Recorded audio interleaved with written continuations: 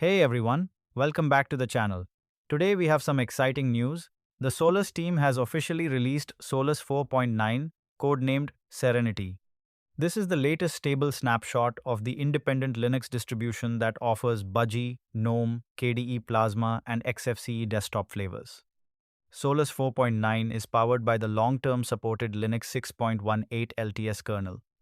It ships with Budgie 10.9.4, GNOME 49.5, Xfce 4.2, and KDE Plasma 6.6.4, along with KDE Frameworks 6.24 and KDE Gear 25.12 3 inches the Plasma edition. All flavors now come with the latest Mesa 26 graphics stack for improved performance.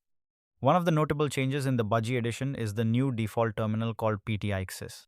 The developers have also switched the default privilege group from sudo to the standard wheel group. According to the team, most software expects the wheel group by default, so this change will make package maintenance much easier as they no longer need to maintain custom patches. The installation experience has been significantly improved in this release. Solus 4.9 now includes the latest Calamares 3.4.2 graphical installer, which supports hybrid bootloader installation. Users can choose between systemd boot or GRUB during setup. For legacy non-EFI systems, it comes with GRUB 2.14 that adds Argon 2 encryption support for LUX 2 volumes.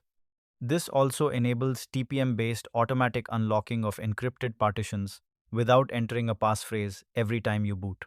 Another practical improvement is that the default EFI boot partition size has been increased to 2 GB. This provides more space for larger firmware modules, kernel modules, and NVIDIA drivers.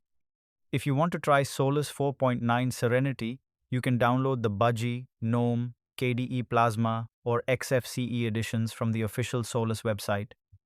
All images are available for 64-bit systems. Existing Solus users don't need to reinstall. Simply update your system to receive all the new components, applications, and security fixes. So, what do you think about Solus 4.9? Are you planning to try the new Serenity release? Let me know your thoughts in the comments below. If you enjoyed this video, don't forget to like, subscribe, and hit the bell icon for more Linux distro updates. Thanks for watching, and I'll see you in the next one.